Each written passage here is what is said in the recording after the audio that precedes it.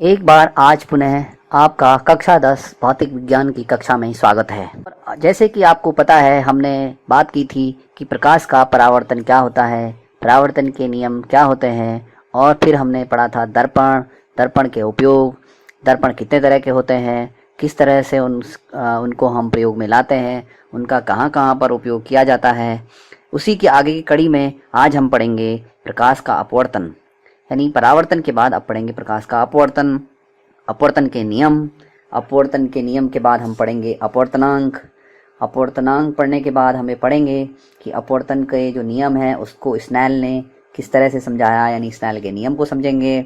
Snail के नियम को समझने के बाद हम लेंसों की पहचान करेंगे, यानी लेंस कैसे दिखाई देते हैं, लेंस किसे कहते हैं, ये कितने प्रकार के होते हैं, और उसके बाद हम लेंसों के लिए दर्पण की ही भांति चिन्ह परिपाटी को समझेंगे और वो किस तरह से कार्य करते हैं, किस तरह से उन्हें उपयोग में लाया जाता है, उस पर बात करेंगे। तो आओ शुरू करते हैं आज का नया संबोध, प्रकाश का अपवर्तन। प्रकाश का अपवर्तन, जब प्रकाश किरण एक माध्यम से दूसरे माध्यम में, माध्यम पारदर्शी होना चाहिए, यानी जब प्रकाश किरण एक माध्यम से दूसरे माध्यम में प्रवेश करती है तो वह अपने जो मार्ग है उससे विचलित हो जाती है। प्रकाश का इस तरह से अपने मार्ग से विचलित हो जाना प्रकाश का अपवर्तन कहलाता है। जब प्रकाश किरण किसी विरल माध्यम से, जैसे हवा से, किसी कांच में यानी किसी सघन माध्यम में प्रवेश करती है तो वह अपने पथ से यानी वास्तविक पथ से विचलित हो जाती है। तो उसका इस तरह से विचलित हो जाना प्रकाश का अपवर्तन कहलाता है। या इसके विपरीत कह लीजिए, जब प्रकाश किरण सघन माध्यम से विरल माध्यम में जाती है तो भी वो अपने पथ से विचलित हो जाती है। तो इस तरह की जो घटना होती है वो प्रकाश का अपवर्तन कहलाती है। इसको हम एक यहाँ पर इंटरैक्टिव के माध्यम से देख लेते हैं और ये देख लेते हैं कि जब प्रकाश किरण किसी विरल से सघन या सघन से विरल माध्यम में प्रवेश करती है तो वह अपने पथ से किस तरह से विचलित हो जाती है।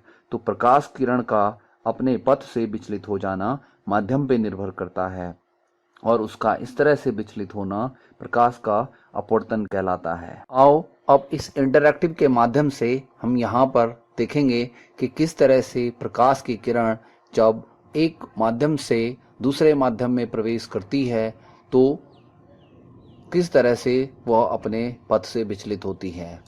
तो जैसा कि हम चित्र में देख रहे हैं, यहाँ पर हमने दो अलग अलग माध्यमों में, जैसे N1 और N2 दो माध्यम लिए हैं। अभी हम हवा से मान लीजिए किसी दूसरे माध्यम कांच में प्रवेश कर रहे हैं तो किस तरह से प्रकाश की किरण अपने पथ से विचलित हो रही है।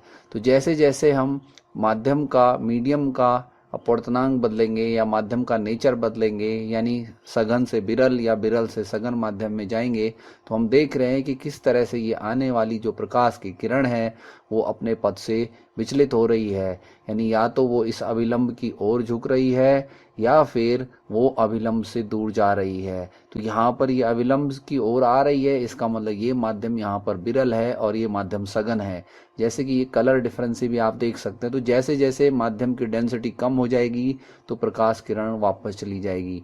अब हम दूसरे माध्यम में अगर देखें तो जैसे जैसे माध्यम की डेंसिटी कम हो रही है तो वो किरण अपने पथ से विचलित हो रही है। अब इसी तरह से हम ये प्रकाश किरण का कोण अभिलंब के साथ बदलेंगे, यानी कोण का मान, इस आपतन कोण का मान अगर बदलेंगे तो यहाँ पर ये अपवर्तन कोण का मान भी लगातार बदलता हुआ नजर आ रहा है। यानी जैसे जैसे कोण आई का मान बदल रहा है वैसे वैसे कोण आर का मान भी बदल रहा है। और ये निर्भर किस पे कर रहा है? ये निर्भर कर रहा है उस माध्यम के n पर। n का मतलब है ये दो माध्यम हैं, इन दो माध्यमों के अपवर्तनांक पर। यानी यहाँ पर हम इस बात को समझेंगे कि जब वो एक माध्यम जैसे हवा से होकर कांच में गुजर रही है तो किस तरह से वो अपने पथ से विचलित हो रही है, अविलंब की ओर ये प्रकाश किरण यहाँ पे झुक रही है, जो ये बताती है कि ये हवा से जब चलती है तो ये अपने माध्यम में घुसते ही अपना पथ को विचलित कर देती है। यह घटना प्रकाश का अपवर्तन कहलाती है।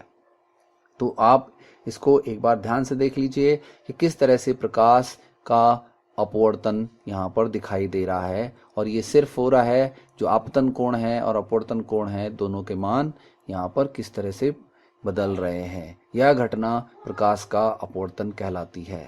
अब हम एक एनिमेशन के जरिए ये देखेंगे कि किस तरह से प्रकाश का अपवर्तन हम देख सकते हैं। तो जैसे यहाँ पर देख रहे हैं हम कि एक प्रकाश किरण जो है यहाँ पर आ रही है, और ये प्रकाश किरण जब यहाँ पर आ रही है तो हम यहाँ पर जैसे जैसे n का मान बदल रहे हैं, यानी डेंस मीडियम का मान बदल रहे हैं या डेंसिटी बदल रहे हैं, तो वहाँ पर जो अपवर्तन कोण है उसका मान भी बदल रहा है। तो आपको समझने की ज़रूरत है, यानी जब m या n दो अलग अलग डेंस मीडियम यहाँ पर चेंज हो रहे हैं तो उसी हिसाब से जो प्रकाश का अपवर्तन कोण है उसका मान बदल रहा है। तो जो आने वाली प्रकाश किरण है उस प्रकाश किरण के लिए आपतन कोण बदलने पर अपवर्तन कोण का मान बदल रहा है। तो जैसे कि आप देख रहे हैं कि जैसे जैसे एंगल ऑफ इंसिडेंस हम बढ़ा रहे हैं, उसका मान बढ़ा कर रहे हैं, उसी हिसाब से आपका जो एंगल ऑफ रिफ्रैक्शन है, अपवर्तन कोण है, उसका मान भी बदल रहा है। यानी एंगल आई और एंगल आर के मान यहाँ पर बदल रहे हैं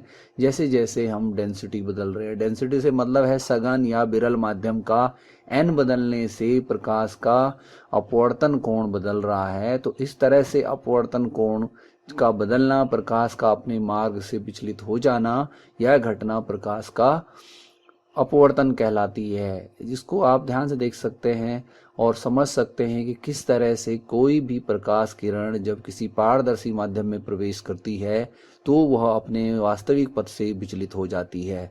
तो उसका विचलन ही यहाँ पर प्रकाश का अपवर्तन कहलाता है। अब हम बात करेंगे प्रकाश के अपवर्तन के नियम की, यानी प्रकाश के अपवर्तन के लिए क्या नियम है।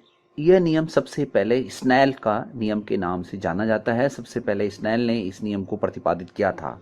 प्रकाश के अपवर्तन के दो नियम हैं। पहला नियम है कि आपतित किरण, अपवर्तित किरण और आपतन बिंदु अविलंब तीनों एक ही तल में होते हैं। यानी कि जो इंसिडेंट रे है और रिफ्रैक्टेड रे है और नॉर्मल है वो एक ही प्लेन में होते हैं, एक ही जगह पर होते हैं।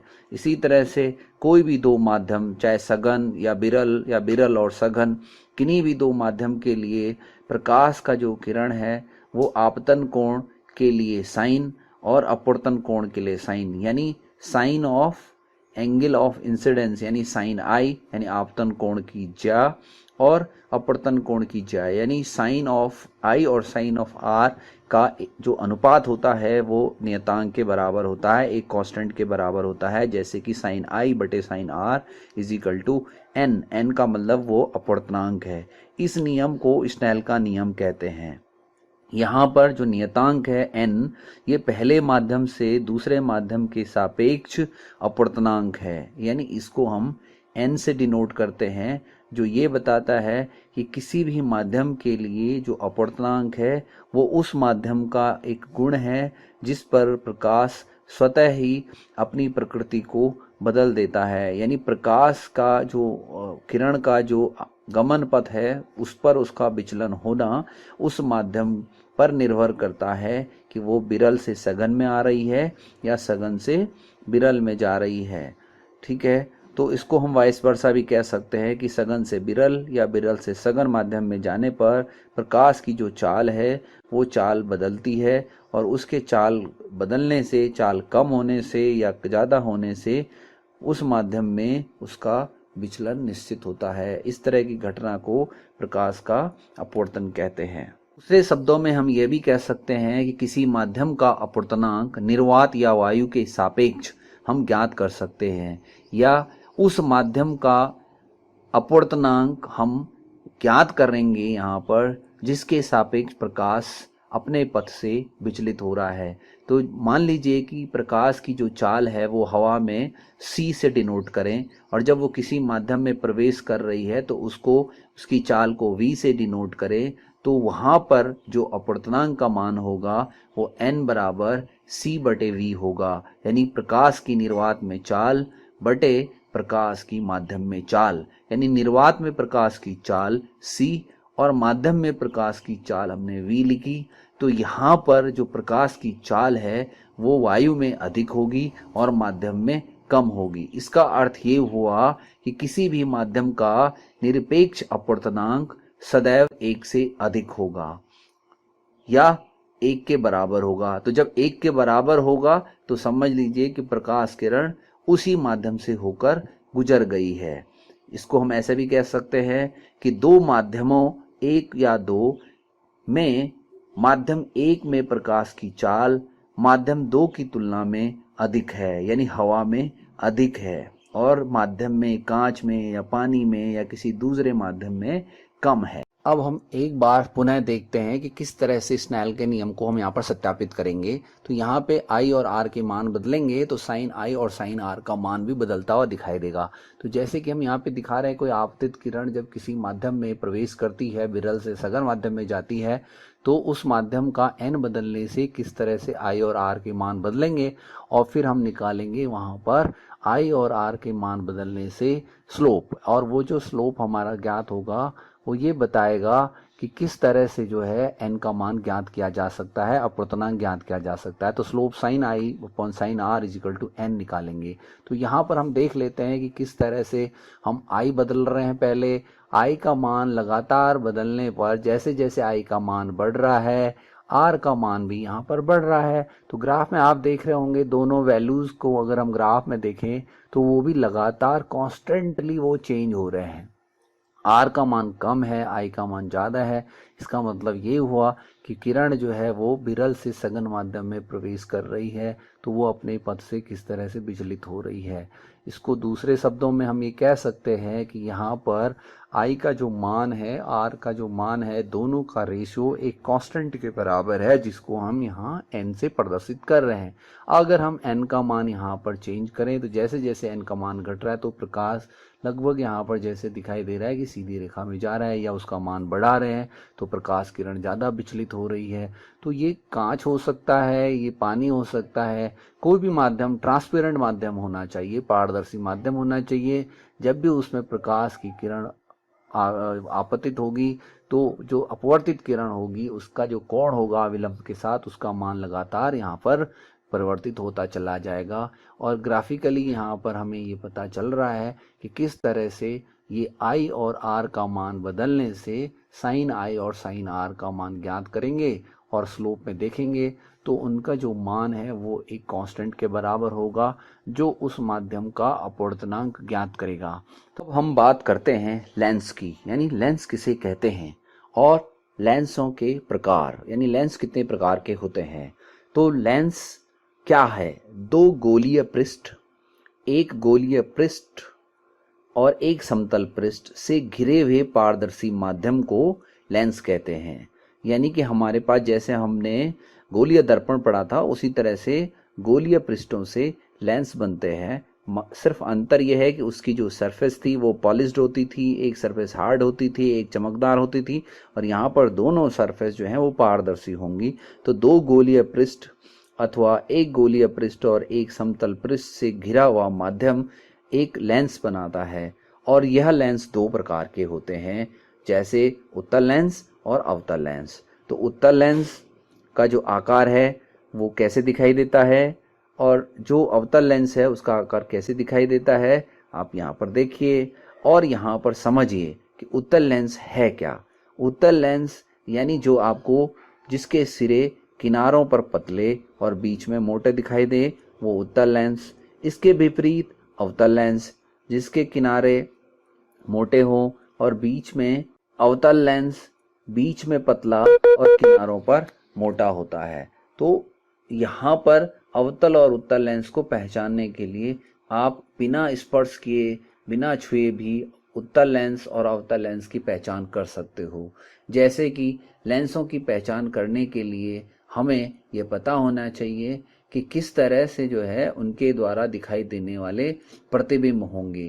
तो यदि वह उत्तल लेंस है तो उसमें जो हम अगर उसके सामने कोई वस्तु रखेंगे तो उसका जो आकार है वो आपको अगर घटता हुआ दिखाई देगा तो वह लेंस जो है अवतल लेंस होगा। और इसके विपरीत यदि उसका आकार बढ़ता हुआ दिखाई देगा तो उत्तल लेंस होगा। यानी कि किसी भी उत्तल लेंस, अवतल लेंस या कांच की पट्टिका में यदि हम कुछ वस्तु को उसके सामने रखें तो यदि अक्षर या वस्तु का आकार बड़ा दिखाई दे तो वो उत्तल होगा, और अगर वो घटता हुआ दिखाई देगा तो वो अवतल लेंस होगा। तो हम इस तरह से भी किसी कांच की पट्टिका से या कांच की वृत्ताकार इस पट्टिका से यह पता लगा सकते हैं कि उस पट्टिका की प्रकृति क्या है, अवतल है या उत्तल है। इसी तरह से हम ये पता लगा सकते हैं कि अगर हमारे सामने रखी वस्तु का आकार बड़ा है तो वो लेंस उत्तल लेंस है, और अगर वो छोटा हो रहा है तो वो अवतल लेंस है। इसको जो उत्तल लेंस है उसको बोलते हैं कॉन्वेक्स लेंस, और जो अवतल लेंस होता है उसको बोलते हैं कॉनकेव लेंस। यानी कन्वर्जिंग लेंस उत्तल लेंस, डाइवर्जिंग लेंस अवतल लेंस। तो जो प्रकाश किरणों को फोकस पर आने से पहले ही स्कैटर कर दे, फैला दे, तो वो अवतल लेंस, और जो फोकस पर मिला दे यानी एक पॉइंट पर ला दे तो उसको हम उत्तल लेंस कहते हैं। इस तरह से दर्पण के लिए हम कुछ पदों को समझ रहे थे, कुछ हमारे पास कुछ की पॉइंट्स थे। उसी तरह से लेंस के लिए भी कुछ की पॉइंट्स होते हैं, जैसे प्रिंसिपल एक्सिस प्रकाशिक केंद्र, इसी तरह से फोकस यानी first focal point, second focal point. इसी तरह से वहाँ पर जो होता है वो फोकस के थ्रू हम जब प्रकाश को गुजारते हैं तो किस तरह से उसकी प्रकृति बदलती है, या जो लेंस है उसका जो सेंटर है, केंद्र है, उसको हम क्या कहते हैं, यानी प्रकाशिक केंद्र। तो ये पॉइंट आपको याद रखने हैं कि प्रकाशिक केंद्र ऑप्टिकल सेंटर क्या होता है, प्रिंसिपल एक्सिस क्या होता है, प्रिंसिपल फोकस क्या होता है, फोकस भी फर्स्ट फोकस सेकंड फोकस क्या होता है, यह हम याद रखेंगे। और चित्र के माध्यम से हम यहाँ पर एक बारी देख लेते हैं कि किस तरह से हमारा कोई किसी भी लेंस के लिए, चाहे वो उत्तल हो चाहे अवतल हो, उसके लिए किस तरह से हम प्रकाशिक केंद्र को देखेंगे, कैसे हम उसका फोकस देखेंगे, और फिर उसमें ये देखेंगे कि जब उससे होकर कोई प्रकाश किरण होकर गुजरेगी तो वहाँ पर उस प्रकाश किरण का जो अपवर्तन होगा वो किस तरह से होगा, उसको हम यहाँ पर समझेंगे। और यह समझने के बाद हम ये बताएंगे कि जो इनके द्वारा प्रतिबिंब बनेंगे, वस्तु के जो प्रतिबिंब बनेंगे, उनके आकार किस तरह के दिखाई देंगे, यानी कैसे आपका वस्तु का आकार घटेगा, बढ़ेगा, वास्तविक प्रतिबिंब बनेगा या आभासी प्रतिबिंब बनेगा, इसका हमें पता चलेगा। तो ये जो बेसिक पॉइंट्स हैं, प्रकाशिक केंद्र, मुख्य अक्ष, first focal point, second focal point, ये हमें पता होने चाहिए। तभी जाके हम आगे जब किरण आरेख खींचेंगे किसी भी लेंस के लिए तो हम ये पता लगा पाएंगे कि वस्तु का प्रतिबिंब किस प्रकार से बनेगा और उसका प्रकृति क्या होगा। और इसको पढ़ने के साथ साथ हम किसी भी लेंस के लिए चिन्ह परिपाटी भी समझ लेंगे। जैसा हमने दर्पण में पढ़ा था दर्पण की चिन्ह परिपाटी, उसी तरह से लेंस की भी चिन्ह परिपाटी होती है। हूबहू बिल्कुल वैसे ही उसी तरह के नियम यहाँ पर भी लागू होते हैं जो दर्पण में होते थे। जैसे कि किसी भी लेंस के द्वारा प्रतिबिंब जब बनेगा तो उसके लिए क्या नियम होंगे, तो ये आपको याद रखना है कि जितनी भी लेंस पर प्रकाश किरणें बाईं ओर से दाईं ओर जाएंगी तो हम उस समय उन सभी दूरियों को ऋणात्मक लेंगे, और जो उसके दाईं तरफ होंगी उन दूरियों को धनात्मक लेंगे। इसी तरह से जो वस्तु की ऊपर की ओर की दिशाएं होंगी वहां से जो भी दूरी नापी जाएंगी यानी वस्तु का साइज या आकार, तो उसको धनात्मक लेंगे और नीचे की ओर ऋणात्मक लेंगे। या ऐसा कह लीजिए कि मुख्य अक्ष के समांतर चलने वाली सभी प्रकाश किरणें अपवर्तन के पश्चात जब फोकस से होकर गुजरती हैं तो हम उनको देख लेंगे कि कहाँ पर प्रतिबिंब बनाएंगी। तो प्रतिबिंब अगर बाईं तरफ बनेगा तो उसको ऋणात्मक लेंगे, दाईं तरफ बनेगा तो धनात्मक लेंगे। इसी तरह से कोई भी दूरी अगर हमने ऑप्टिकल सेंटर यानी प्रकाशिक केंद्र से नापनी है तो हमें ये देखना है कि वो लेफ्ट में है, राइट में है, या वाई एक्सिस के पॉजिटिव डायरेक्शन में है या नेगेटिव डायरेक्शन में है। इसी के आधार पर हम वस्तु का जब मेजरमेंट करेंगे, उसके दूरियों का मेजरमेंट करेंगे, तो हम धन और ऋण चिन्ह लगाकर उनको हल करेंगे। ये हमें आंकिक प्रश्न हल करने में भी मदद करेगा। अब हम यहाँ पर लेंस के द्वारा जो प्रतिबिंब बनते हैं उनकी स्थिति को समझते हैं कि किस तरह से लेंस जो है वस्तु का प्रतिबिंब बनाता है। तो जैसे कि हम यहाँ पर हमने उत्तल लेंस लिया है और उस उत्तल लेंस के लिए हमने एक वस्तु को लिया है और उस वस्तु का प्रतिबिंब देखेंगे। तो जैसे हमने पहले भी कहा कि जो प्रकाश किरण समांतर जाएगी वो फोकस से जाएगी और जो फोकस से जाएगी वो समांतर हो जाएगी। इसी तरह से जो प्रकाशीय केंद्र से होकर जाएगी वो अपने रास्ते से विचलित नहीं होगी। फिर हम ये बताएंगे कि वो प्रतिबिंब रियल बनेगा या काल्पनिक बनेगा। अब हम जैसे कि वस्तु का साइज देख रहे हैं यहाँ पे, जैसे जैसे वस्तु का साइज बदल रहे हैं वैसे वैसे प्रतिबिंब का साइज भी बदल रहा है। यानी कि ये उत्तल लेंस का नेचर है यहाँ पर कि साइज बढ़ाने से आप देख रहे होंगे प्रतिबिंब का साइज भी यहाँ पर बदल रहा है। और अब हम ये देखेंगे कि जैसे जैसे वस्तु की पोजीशन हमने चेंज की है तो किस तरह से जो है वहाँ पर प्रतिबिंब की स्थिति भी बदल रही है। तो जब हम वस्तु को फोकस की तरफ ला रहे हैं तो आप देख रहे होंगे कि यहाँ दूसरे फोकस से वो दूर जा रही है और उसका आकार बड़ा हो रहा है। और जब हम उसे फोकस पर एकदम ले आते हैं तो वो प्रतिबिंब अनंत पे बन जाता है, यानी गायब हो जाता है। पुनः जब हम उसे फोकस से आगे लेते हैं तो प्रतिबिंब वस्तु के जस्ट पीछे और सीधा बनता दिखाई देता है, जो कि वर्चुअल है, काल्पनिक इमेज है। तो यहाँ पर हमें ये पता चल रहा है कि किस तरह से कॉन्वेक्स लेंस यहाँ पर वस्तु का प्रतिबिंब बना रहा है, कब रियल बना रहा है और कब वर्चुअल बना रहा है, यानी कब वास्तविक बना रहा है कब आभासी बना रहा है। तो जब फोकस से दूर जा रहे हैं तो वास्तविक बना रहा है और जब फोकस से आगे आ रहे हैं तो धीरे धीरे वस्तु का प्रतिबिंब क्या होता जा रहा है, आभासी होता जा रहा है। इसी तरह से जब फोकस दूरी चेंज कर रहे हैं लेंस के लिए तो वस्तु का प्रतिबिंब का आकार भी वहां पर परिवर्तित हो रहा है। तो किसी भी उत्तल लेंस के लिए वस्तु का जो प्रतिबिंब है वो वास्तविक बनेगा जब वस्तु को फोकस से दूर रखेंगे। जैसे जैसे हम उसको नजदीक लाएंगे तो वो आभासी बनेगा। तो किसी भी वस्तु का प्रतिबिंब उत्तल लेंस के लिए वास्तविक होता है।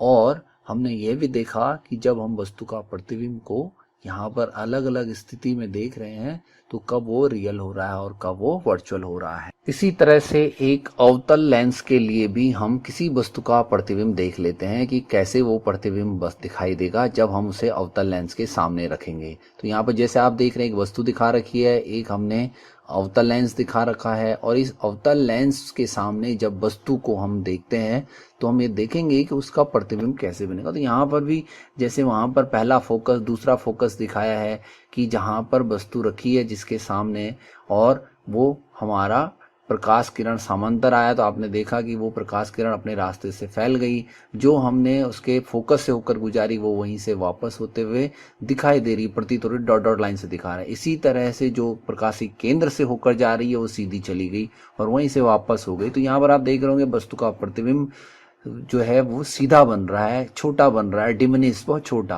है ना। तो वस्तु का आकार से छोटा प्रतिबिंब है, सीधा है, तो ये काल्पनिक प्रतिबिंब बना रहा है। तो ये नेचर है अवतल लेंस का। तो अवतल लेंस के केस में ये होगा कि जैसे जैसे हम वस्तु को लेंस के पास लाएंगे तो उसका प्रतिबिंब जो है थोड़ा बड़ा होगा, लेकिन जैसे जैसे हम उसको दूर ले जाएंगे तो उसका आकार भी बड़ा होता चला जाएगा। तो यहाँ पर हमें क्या पता चल रहा है कि जो अवतल लेंस है उसके द्वारा बने प्रतिबिंब आभासी होंगे और उनकी जो प्रकृति होगी वो डिमिनिश्ड होगी, वो बहुत डिम दिखाई देंगे, छोटे दिखाई देंगे और नेचर में काल्पनिक होंगे। एक बार पुनः हम एक उत्तल लेंस के द्वारा प्रतिबिंब वस्तु का किस तरह से बनता हुआ दिखाई देगा उसको देख लेते हैं। तो यहाँ पर उत्तल लेंस है, यहाँ पे जो क्रॉस हैं ये दो फोकस पॉइंट हैं और इन दो फोकस पर जो है हम देखेंगे कि जब इनके बियॉन्ड हम वस्तु को रखते हैं तो कैसे उनका प्रतिबिंब दिखाई देता है। तो ये प्रिंसिपल एक्सिस पर लेंस रखा हुआ है उत्तल लेंस, जैसे कि पीछे हमने दिखाया था। अब ये इसलिए दिखा रहे हैं क्योंकि हमें न्यूमेरिकल करने हैं, तो अलग अलग पोजीशन पर हम वस्तु को देखेंगे, वस्तु का प्रतिबिंब बनता हुआ देखेंगे। तो यहाँ पर जैसे हमने पीछे भी देखा था उसी चीज़ को हम रिपीट कर रहे हैं कि आप इसको ध्यान दें कि जैसे जैसे वस्तु को हम फोकस के पास ला रहे हैं प्रतिबिंब अनंत पे बन रहा है और हम उस वस्तु को ये देखने की कोशिश कर रहे हैं कि वो अनंत पे क्यों जा रहा है, क्योंकि प्रकाश की किरण आपस में मिल नहीं रही हैं। इसी तरह से जब हम वस्तु को और नज़दीक ला रहे हैं यानी प्रकाशीय केंद्र के पास ला रहे हैं तो वस्तु का प्रतिबिंब बड़ा बन रहा है, आभासी बन रहा है, सीधा बन रहा है। तो यहाँ पर प्रकाश किरणें क्या हो रही हैं, मिलती हुई प्रतीत हो रही हैं। तो हम जब वस्तु को फोकस से दूर ले जाएंगे तो वस्तु का जो प्रतिबिंब है वो धीरे धीरे करके क्या बनता चला जाएगा, रियल। यानी आप देख रहे होंगे कि वो उस समय बाईं तरफ, यहाँ पर हम दिखा रहे हैं, आप दाईं तरफ या बाईं तरफ कहीं भी वस्तु रखोगे वहां प्रतिबिंब दिखाई देगा। तो फोकस से जब दूर ले जाएंगे तो वास्तविक बन रहा है, और जब हम फोकस के नजदीक लाएंगे तो आभासी बनेगा। तो